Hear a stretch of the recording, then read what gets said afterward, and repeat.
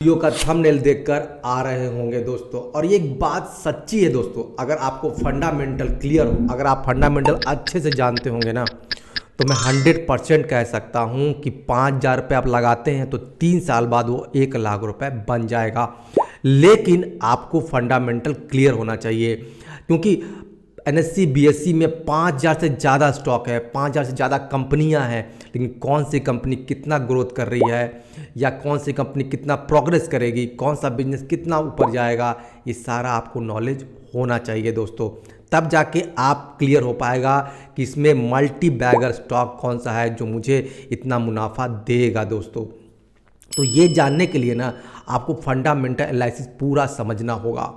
और मैं एक बात और क्लियर करना चाहता हूं दोस्तों, आप मेरे चैनल पर हो तो मैं जब ये फंडामेंटल एनालिसिस आपको बता दूंगा, उसके बाद मैं अपने चैनल पर लाने वाला हूं कि आपको जो मल्टी बैगर स्टॉक होंगे ना, उनकी जानकारी मैं पूरा फंडामेंटल एनालिसिस करके आपको बताऊंगा। अगर आपने 10,000 5,000 रुपये इन्वेस्ट कर दिए और सोचिए और 3 साल बाद आपको 1 लाख 2 लाख रुपए मिल जाए, तो क्या बड़ी बात है दोस्तों। आप सोचिए, आपको इतना एलआईसी में नहीं मिल सकता, ना आपको पोस्ट ऑफिस से मिलेगा।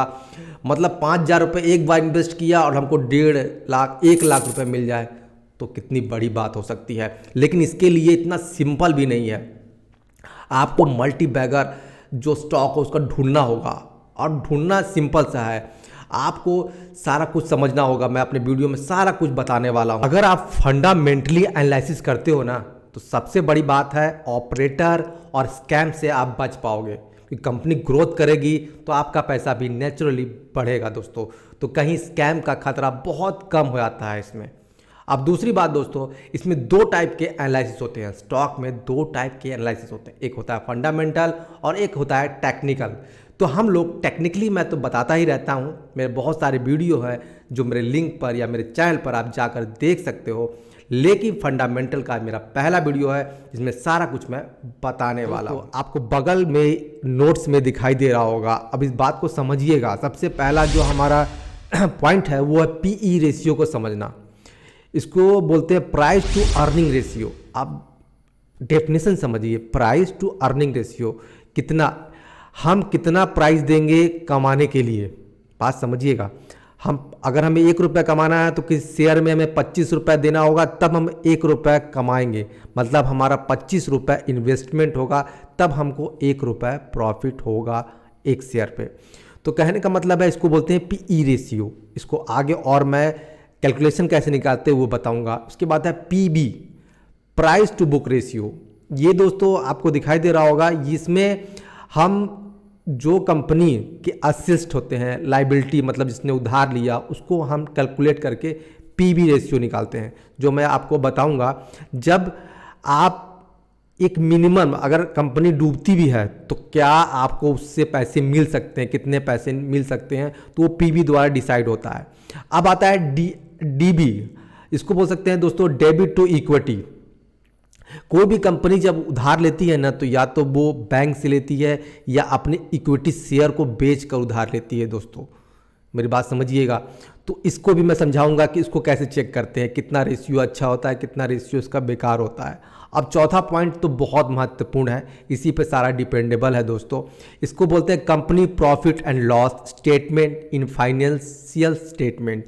मतलब हर साल में कितना कंपनी प्रॉफिट कर रही है, कितना लॉस कर रही है, इसको भी हम चेक करना सीखेंगे दोस्तों। ये जो पॉइंट मैंने बताया, इसको थोड़ा सा हम बाद में सीखेंगे। सबसे पहले कॉमन सेंस वाली चीज़ सीखेंगे। लोग ये सब चीज़ तो पढ़ने लगते हैं, पोथी पढ़ जग हुआ पंडित हुआ ना कोई वाली बात है दोस्तों। हमें अब ये चीज़ तो टेक्निकली, मतलब एक तरह से देखा जाए तो फंडामेंटल में टेक्निकल चीज़ है, जो हमको रेशियो समझना होगा। ये रेशियो समझने से पहले हमें कंपनी के बारे में कुछ जानना होगा, स्टॉक सेलेक्ट करना होगा। सबसे पहले बगल में दिखाई दे रहा होगा ये 7 पॉइंट है, जो ये 7 पॉइंट है, इसको कॉमन सेंस पॉइंट बोलते हैं। ये हर जो सेलेक्ट स्टॉक है उसके बारे में हम इसमें जानेंगे। सबसे पहले जानेंगे कि कंपनी वो बिजनेस क्या करती है। वो फार्मा की कंपनी है, वो आईटी की कंपनी है, या मैन्युफैक्चरिंग है, या सीमेंट की कंपनी है, क्या काम करती है। अब काम का बड़ा महत्व है दोस्तों। अगर मान लीजिए फार्मा कंपनी है तो समझ लीजिए दवाई का ज़रूरत होगा। अगर वो आप बोलते हैं ना कि अगर आईटी सेक्टर कंपनी है तो क्या आईटी सेक्टर में क्या काम कर रही है, उसके भी जो डिविडेंड होंगे, जो भी उसके पार्ट्स होंगे, उसको देखा जाएगा। अब दूसरा बात हम देखते हैं कि बिजनेस में कितना मार्केट में डिमांड है। अब दोस्तों यहाँ पर देखिएगा, मार्केट में डिमांड मतलब अभी देखिए तो एआई का बड़ा स्कोप है, तो आईटी सेक्टर में एआई पर जो कंपनी काम कर रही है 100% उसमें ग्रोथ आने वाला है, लोग के बीच में डिमांड जाएगा। अगर आप देखें तो दोस्तों, अगर एक कंपनी है यूनिनोर, वो हमेशा मतलब ऐसे प्रोडक्ट बनाती है जो बहुत डिमांडेड होती हैं, जैसे कि स्लग्स, साबुन, बहुत सारी चीज़ बनाती है वो, तो वो डिमांडेड पर ही बनाती है, तो वो उसका शेयर देखिएगा हमेशा। अभी उसका प्राइस मेरे ख्याल से 3-4 हज़ार रुपये के, मुझे मुझे याद नहीं है, 3-4 हज़ार रुपये पर शेयर पे जा रहा है प्राइस उसका। तो वो मार्केट के डिमांड पे काम करती है, उसका डिमांड बहुत है। आप देखिएगा साबुन का, इन सब चीज़ों का डिमांड बहुत है मार्केट में। तो ये चीज़ पकड़ना होगा कि बिजनेस में डिमांड कितना है, मतलब कितना मार्केट में डिमांड है। अगर आप देखें तो जो ईवी सेक्टर है दोस्तों, जिस तरह अभी नितिन गडकरी ने बोला कि अभी ईवी का समय आने वाला है, तो ईवी के लिए लोग बहुत सारा अभी देखेंगे कि आप ईवी कार को, बाइक को पावर देने के लिए हर घर में एक इंस्ट्रूमेंट बेचा जा रहा है, सेल किया जा रहा है, ताकि लोग अपने घर में लगा के पैसा कमा सके। तो मतलब इस बिजनेस का भी डिमांड आने वाला है ईवी का। बिजनेस का फ्यूचर क्या हो सकता है दोस्तों? अब दोस्तों यहाँ पर ध्यान से बात समझिएगा।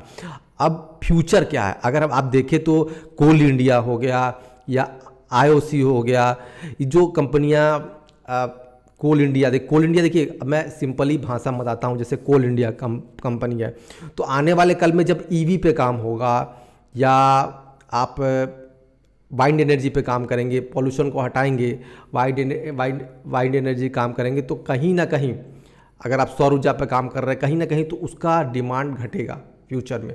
तो 100% है कि उसका स्टॉक का, शेयर का प्राइस नीचे जा सकता है। मैं एग्जांपल दे रहा हूँ, ऐसा हो या ना हो मेरी गारंटी नहीं है, मैं आपको समझा रहा हूँ कैसे हम जजमेंट करते हैं शेयर के बारे में, मैं आपको एक व्यू दे रहा हूँ। तो बिजनेस का फ्यूचर क्या हो सकता है, क्या है फ्यूचर में उस कंपनी का। जैसे कि अभी जियो का है, तो जियो के बाद एक कंपनी और आ रही है जो 5G ला रही है, तो अब जियो कंपनी पीछे हो सकती है, तो उस कंपनी का फ्यूचर बढ़ सकता है या जियो का फ्यूचर बढ़ सकता है। तो ये आपको थोड़ा सा दिमाग लगाना होगा यहाँ पर। अब जो मोनोपोली है, मोनोपोली का मतलब क्या होता है कि एकाधिकार, मतलब एक आदमी ही हो जिसके पास अधिकार हो। जैसे मान लीजिए कि IRCTC है, अब रेलवे जो है वो अकेला है पूरे अपने देश में दोस्तों, वो अकेला ही काम करता है, उसका कोई टक्कर नहीं है, तो उसका मोनोपोली पूरा बना हुआ है। अगर आप IRCTC का शेयर लेते हैं या कोई रेलवे का शेयर लेते हैं तो अकेला है, वो पक्का है कि IRCTC तो एकदम अकेला है दोस्तों। अगर आप लेते हैं तो पक्का वो आगे ग्रोथ की तरफ मूव करेगा, 2 या 3 साल में हमेशा ग्रोथ करेगा, क्योंकि टिकट महंगा होगा, बहुत सारी सुविधाएं बढ़ेंगी, तो पक्का उसका बढ़ने का चांसेस है। ये होता है मोनोपोली बिजनेस, समझिएगा दोस्तों। उसके बाद होता है कंपटीटर। अब दोस्तों कंपटीटर का मतलब समझिएगा, कंपटीटर का मतलब जैसा कोई कंपनी एक बल्ब बना रही है, तो उसके बगल में मान लीजिए बजाज एक बल्ब बना रहा है, अब सूर्या भी बल्ब बना रहा है, तो इसके कंपटीटर मार्केट में है। कोई कह नहीं सकता, जिस तरह डिमांड है, जिस तरह सप्लाई है, तो सप्लाई और डिमांड का संतुलन कब बिगड़ जाए, कब शेयर का प्राइस नीचे आ जाए, कब ऊपर चला जाए, इसका कोई गारंटी नहीं है।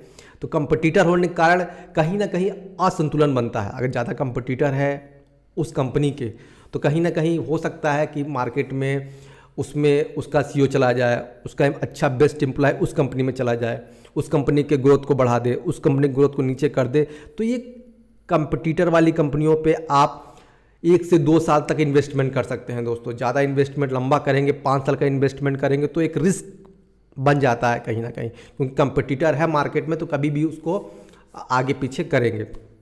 अब आता है दोस्तों पॉलिटिकल, जो पॉलिटिकल पार्टियाँ होती हैं उनके कुछ, इसमें ज़्यादा मैं बोलना नहीं चाहता, जैसे कुछ जैसे बीजेपी के कुछ हल्ला होता है, लोग र्यूमर उड़ता है कि ये बीजेपी की कंपनी है, बीजेपी के समर्थन करती है, तो उन कंपनियों का आप प्राइस देखेंगे तो एक्चुअली में जब वो पार्टी जीतती है तो ऑटोमेटिक उसका प्राइस भागेगा ऊपर की तरफ, अप करेगा, तो आप उस पर पैसा लगा सकते हैं।